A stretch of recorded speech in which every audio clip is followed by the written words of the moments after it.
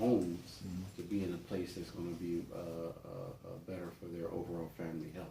You know, in regards to the quality of air, or water, or you know what's accessible. So, are we ready? Yeah. Yeah, this is... Okay, remember I have to do this in 12 minutes. So try to be as concise and quick as possible because we got this overheating problem, okay? Mm-hmm. So, 5, 4, 3, 2, go. So how you doing, Neville? I'm doing excellent, man. Yourself? Right.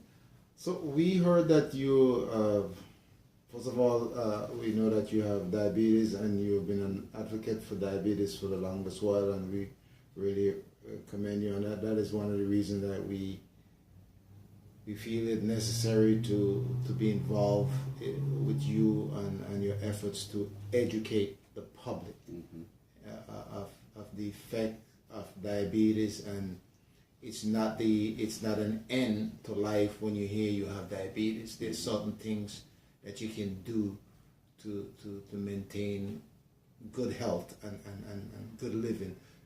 Tell us something about how you're doing that. So since 2006, I've been diagnosed as a type 2 diabetic. And since 2014, I've been running an organization called Two Wheels, One Cause, where I ride across the country, or actually North America. For those in the audience who doesn't understand what type 2 diabetes, could you just explain that? Sure, yeah, absolutely. So there are two types of diabetes. There's type 1, which people say is child onset diabetes, and then type 2 is diabetes that we typically get diagnosed when we're older. So those managing conditions can be, you know, overweight or sedentary lifestyle or food choices or things of that nature that put you in a position that you're not as healthy as you can be. So it doesn't allow you to create the insulin balance that you need. And therefore your sugar starts to spike and a lot of other things. But yeah, that's the basic premise of. Okay, so good. So how does the when you go on the rides, which you do across the state,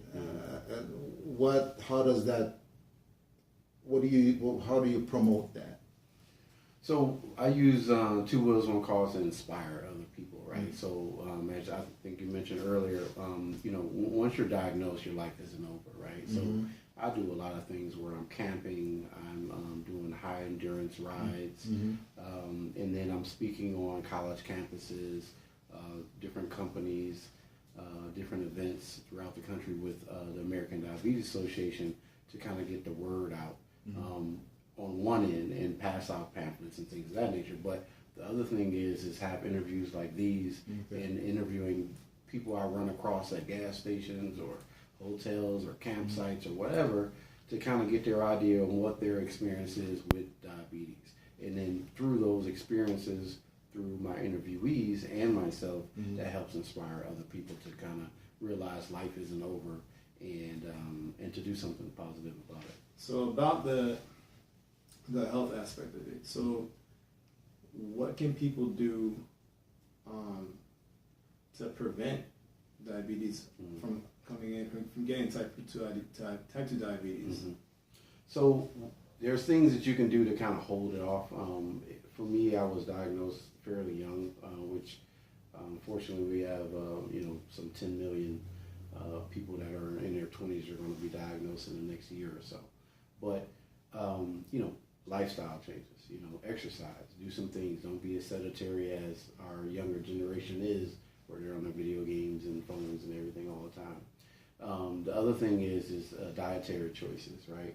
So understanding that, hey, we might like a certain type of food, soul food, Caribbean food, whatever, that might not be as healthy. However, there are alternative ways to make these things. French fries, you don't have to fry them, you can oven bake them. It puts you in a better position to make better choices. Instead of eating, a half bowl of rice, maybe a quarter bowl of rice. You know what I mean? So to keep those sugars down. The main thing is just everything in moderation. I think that's the biggest thing in that regard. So one of the things that we do, because we're realtors and we serve the Tampa Bay community, we have to look at marketing certain areas and certain developments, and we're trying to figure out what's the best place for any type of buyer to look into investing, whether that's to invest in buying their personal property or if they're buying a property that they're going to rent out or lease. What are things that, from what you're talking about with the dietary aspect of it, what are things that they should be looking at within a community? Like, should they be looking at like grocery stores, access to certain types of foods? So the cool thing is we all want a little bit of action, right? We want things moving and growing and diversity. And what that does is the more people and more movement means the more investors there are in said neighborhoods, right? So you'll have your healthier grocery stores. You'll have access to your nutrition stores and things of that nature. And they typically build up. It's a little safer in those neighborhoods, correct? So that allows me to wake up at 5:30 in the morning before work and go jogging or something like that. Or, if I have young kids, to be able to walk with them in a stroller because I feel a little safer in those neighborhoods. And it allows me time to still be active. So I would avoid, as much as possible, areas that are more food deserts. Areas that you don't feel secure even walking outside, because now what that does is it brings you back into the home and back into a more sedentary lifestyle. So we have to be, we're not saying to anyone that, if you live in a poor neighborhood, that this is the case. What we do as realtors is we find the best home to meet our clients' needs, and so what we try to do is educate our buyers that wherever you are, you're responsible for your health, right? And whether you may live in the country or in the suburbs or in the city, we want to try to make sure that when you buy a home, that it is something that you're going to be able to afford, and so we try very much to point our buyers, our clients, whether they be, mainly we deal a lot with buyers, to have a healthy financial at all times, to be able to afford where you want to live. Exactly. And I think, the biggest thing for me in that conversation is about effort, right? So it just takes a little bit more effort to do whatever it is you want. Like if you decide to live out towards the country and work in the city, your effort is based on transportation, right? So it's going to take a little bit more effort to get to work back and forth just because of distance. So, by all means, it's, I've lived in almost every kind of neighborhood that you can consider. But you just have to understand, what are your goals? What's your why? Why are you doing what you want to do as far as your health and the health of the family? And then what is it going to take to get those goals done and accomplished? So if there's an area, you might say, well, maybe in this area I don't want to walk, but hey, there's a beautiful place 3 blocks away from here that I'll walk around, or whatever it is. It's just the effort that's going to be a little bit different depending on where you are and what your situation is. Even on that level, like if you're in a neighborhood where it's mostly rental income, or most people are mostly renting out or anything like that, you could still affect change in that area, not necessarily by your finances, but even just by voting and being able to put a politician in that's going to represent your needs. So if you live in an area where there's high crime, you might want to elect somebody that's going to has that something that's incentivizing you and like saying that we'll speak to your needs. So there's crime over here. Let's figure out ways to deal with the crime. Let's figure out ways not necessarily locking people up, but it could be helping people with having community centers, putting people in a place where the demand isn't something that isn't the demand to commit crimes isn't something that's necessary. So like if I see that somebody has something that's more than myself, I could put myself in a position where I can get that, where I can do it by working, by volunteering, doing things that will put me in a position to help out. And when I do those things, then eventually I'll be able to monetize that or be able to put that into something that's going to be tangible for myself.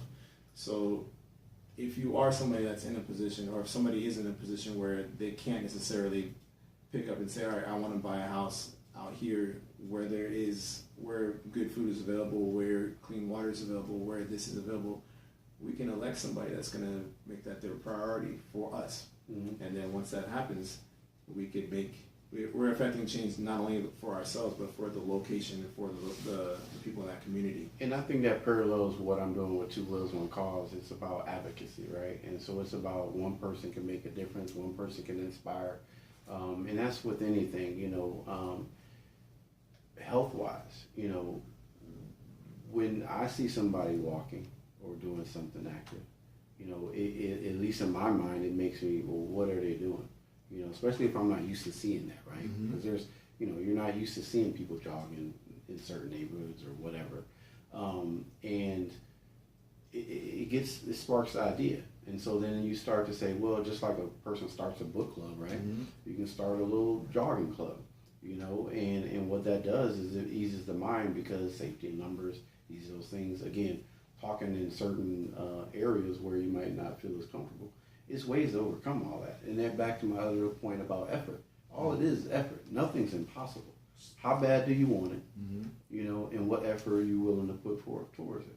And so, dealing with politicians, dealing with, buyers, sellers, people that live in certain communities, you can achieve whatever you want.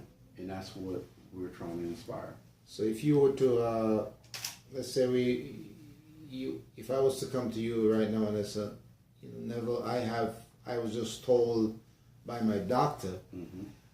that I am borderline diabetic, mm-hmm. and I am not knowledgeable mm-hmm.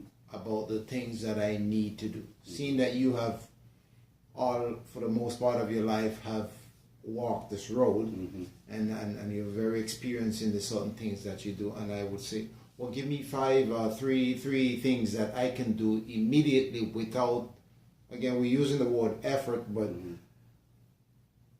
without strain mm-hmm. on me, that I can immediately mm-hmm. do. Mm-hmm. Start these things regimentally to better my health situation. Mm-hmm. What would those three things be? The first thing is to admit where you are. The first thing is here. Mentally, we have to put ourselves in a position that we're going to actually achieve what we want to achieve. Mm-hmm. Okay? Because you get people that say, all right, I'm going to do a diet, I'm going to work out, I'm whatever, and then day 3, it no longer exists, mm-hmm. right? We know this. So mentally is the first thing. Just kind of dive in and put yourself in a position there mentally. Second thing is understand the parameters that are going on around mm-hmm. you, right? So things that we can deal with is lowering our stress level, things that you can't control, you just can't control. Right. So take it off your plate. Take mm-hmm. it off your shoulders.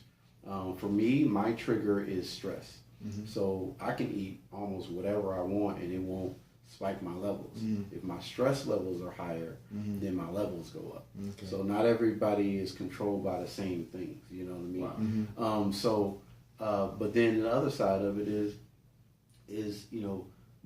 take small steps physically mm-hmm. to make physical change. Mm-hmm. Walking around the block. Mm-hmm. You know what I mean? Standing up at your desk and mm-hmm. working. Get a taller desk and mm-hmm. stand up at work. Or if you're sitting in a chair, replace it with one of those inflatable balls right. and sit in there. Simple steps that you don't even really notice. Mm-hmm. But I guarantee you sit 8 hours in one of those balls, like exercise balls. Mm-hmm. Your core will be hurting by the end of the day because right. you'll make all these slow, small adjustments mm-hmm. throughout the day. I mean, those are things that's negligible. You're sitting all day anyway, right? Mm-hmm. So might as well make it work for you. So again, it's a mental thing, it's an emotional thing, it's a physical thing. So we start with education, mm-hmm. and then we start with the way in which we the food that we put in our mouth, mm-hmm. and the level of activity mm-hmm. that we do. Yeah. you know, that to me is like something that we as a local business here, as a real estate agent and broker, that's what we try to do. I mean, in terms of you know, if you want to make changes financially, and in the first thing that somebody comes in here and they decide, you know, well, you know, I'd like to buy a home. Excuse You me, know- sir. Excuse me. Is it possible for you to sit over there instead? To move the chair over to the side so that I can get everybody looking. Sorry to. You're not putting me in the No. video, right? I just want to. Okay. It just should be we're there. not looking at the. Okay. Okay, I get what you're saying. Yeah, because everybody. I mean, yeah. I need you looking at Luke basically. Right. Not to the wall.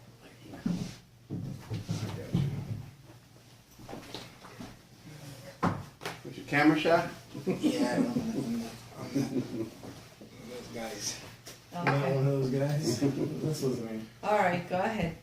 Yeah, so the things that we try to do is that, you know, if you come in here and we try to, first you have to take, like you say, you have to take charge of the situation, of where you admit where you are. If, you know, if you've been living in an apartment all your life, then you don't know what it's like to own a house and what it takes to own a house. So we try to educate people on home ownership. And one of the things that you need to do is we need to get your financial health in order. And I said, well, what are you talking about, getting your financial health in order? Well, I said, have you ever done a budget? You know, get a budget going. How long have you been on your job? Where do you work? What do you make? What are your expenses? What are they fixed? What are their variables? What are things that you can change to better the situation? You know, we would like to know how much you're paying in rent. So if you're telling me you're paying $1,000 in rent for a 2-bedroom place, and I say, well, how long have you done that? And you've been living in an apartment for 10, 15 years. Well, you do the math. And you will see exactly how many money, the type of expense that you put out every month. And it may take just a small change in the way in which you function with your finance to be able to afford to buy yourself a home. And you know, like if you're a young family, if you're a husband and wife, well, then you know that's 2 people income coming in their house. Whether you're married or not, that's 2 income coming in the house. And if you have children that goes to school, well, you think of the effect of that when you buy a house. You're giving your children stability in their life. That means they're going to grow up in that home once you're able to keep that home. They're going to know the supermarket that they can shop at. They're going to know the playground. They're going to know which schools, their elementary school. They're going to know their middle school. They're going to know their high school. And they establish healthy patterns of stability in their life. And so that's what we one of the things that we want to do. We want to bring about changes from the health perspective. We want to bring about changes from the living environment. And once we do that, we can change our neighborhoods and we can start bringing more wealth and more health to the community that we're living in. And so we really, you know, we agree with what you're doing, and we really want to support that and make sure that it continues, so that the more people that we reach. Yeah. And it very much parallels. I mean, everything you just said, literally, you could just replace finances and living arrangements to health. It's the same exact thing, you know, and even to take it another step is sometimes we take shortcuts on the front end, right? And then we pay a lot more on the back end. And I think, you know, we see that in our credit, right, as communities. We also see that in our health. You know, where we, you know, eat the quick food on the front end, and it's cheaper or whatever, but it's not healthy for you. So what happens is, instead of us, as we get older, creating that nest egg to pass on to our next generation, that's usually used to keep us alive, to keep our quality of life, because our health is dwindled so much. So, even to go back to a point of where so let's say you are a homeowner and you took some shortcuts on, repairs and things, whatever, not necessarily because you couldn't afford to, because you just chose to, right? And then at the end, now your investment is deteriorating, and it's going to cost so much more to get it to the point for even to rent out, let alone resell. So, again, the parallels on what we do now and what happens later is so equal in regards to finances, real estate, and health. Yeah, we got to begin with the end in mind, pretty much. So, like, I even took a phone call this past week with a young guy that was just asking, he was interested in learning about real estate, interested in learning about stocks, and he called me up asking, well, where do I begin? I have no idea. And I told him, I was like, do you have a stable job? Have you saved any money? Have you done anything with this? Or he was like, no, I'm looking for somebody else to kind of do that for me. Like, let me get an investor to entrust me with their finances, and I'll go out and broker deals and make and put that money back in their pockets and keep a little bit for myself. And I was like, that puts you in a position where you're dependent on somebody else, and it also puts you in a place where you're not in control of the situation that you could be in control of. So, like, the first thing that I suggested to him was that he save up the money that he needs to be able to put himself into a home, and then once he has the home, he could do whatever else he needed to do. If he wanted to go and invest in another home, or if he wanted to go invest in something else, he has a base. He has something that he can stand on, And a lot of people are of the mind that it has to happen quick. This thing doesn't happen quick. No. And a lot of the wealth that people have accumulated, is generational. This has been something that was, given to them from their father's father's father and their mother's mother's mother as well, So the idea is that we're trying to invest in yourself and get people to invest in themselves. So if you're investing in yourself financially, then you're putting yourself in a position where you don't have to work a 9 to 5 or grind unbelievable hours, work overtime.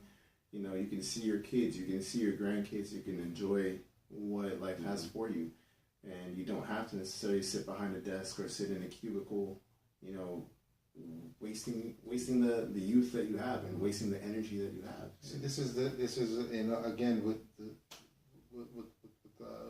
Neville was just saying is,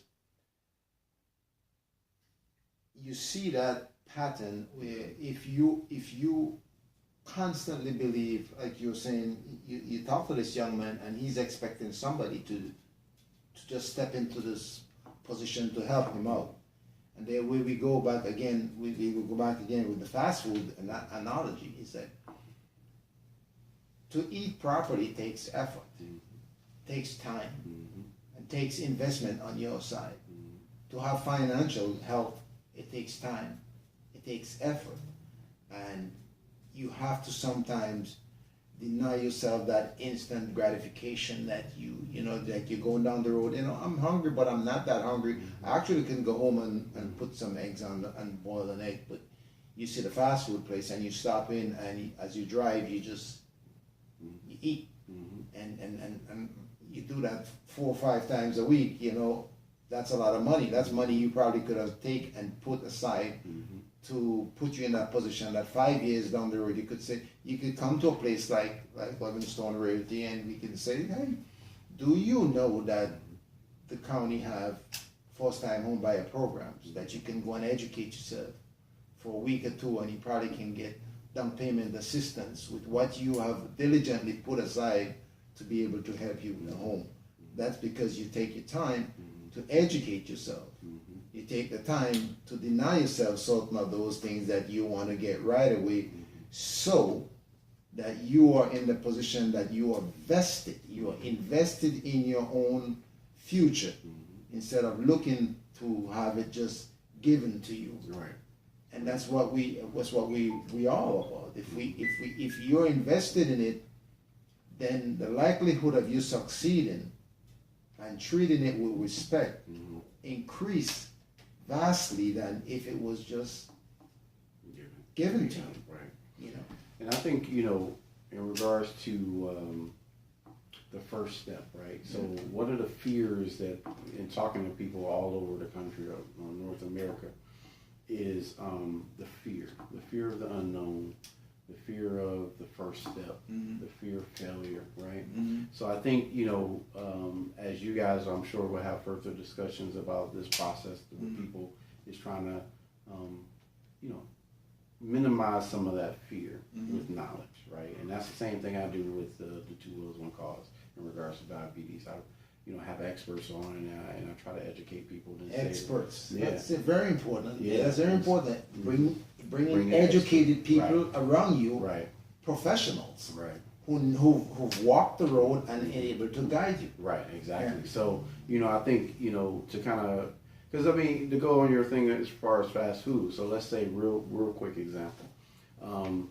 Let's say an average, decent Happy Meal or whatever, I don't know, whatever meal is $10, right? Just to keep math easy. So, you do that 5 times a week, that's $50. That's $50. Right? In 10 weeks, $500. Good job. I thought you was bringing you in. You got it. Okay.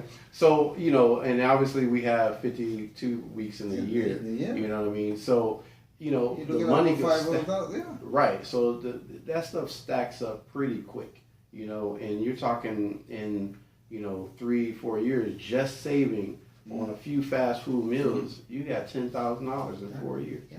You know what I mean? So it's a situation where what is important to you? Again, understanding your why, understanding what your goal is, and then putting forth some effort to make it happen. We just talked about some fast food meals. We ain't talking about saving on electricity bills and all this other stuff, and gas and blah, blah, blah. You know what I mean? And not buying the new, Jordans when they come out. You know what I mean? So we're just talking about fast food. So those small steps, I think, help people get over the fear of the unknown.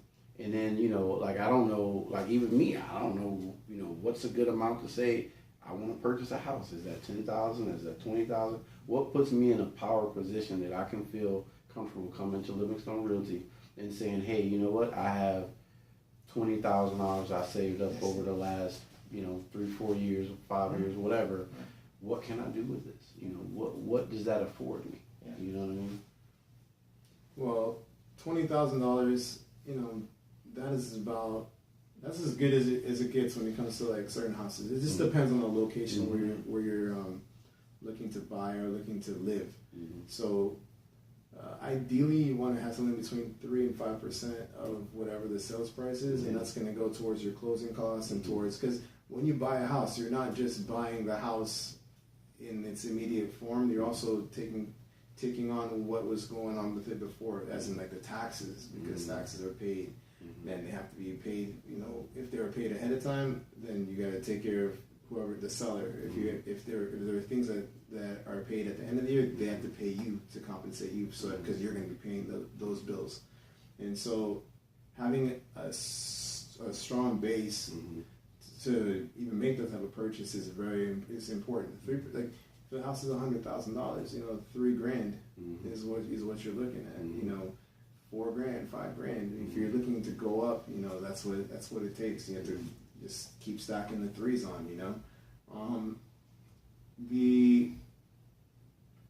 The purpose in doing that is so that you have that stability. And again, that's what you're talking about with it being something that's unknown, and we're worried about all the unknown things that could happen. That is literally what it is, the experience of being a homeowner. Because today my house is standing. Wow, look at that. There's something in my roof. My ceiling is brown. How did that happen? Something just flooded. What did I do? I didn't do anything. I went to work and I came back, and this is what's happening. I need to take care of this. How do I take care of this? I don't even know.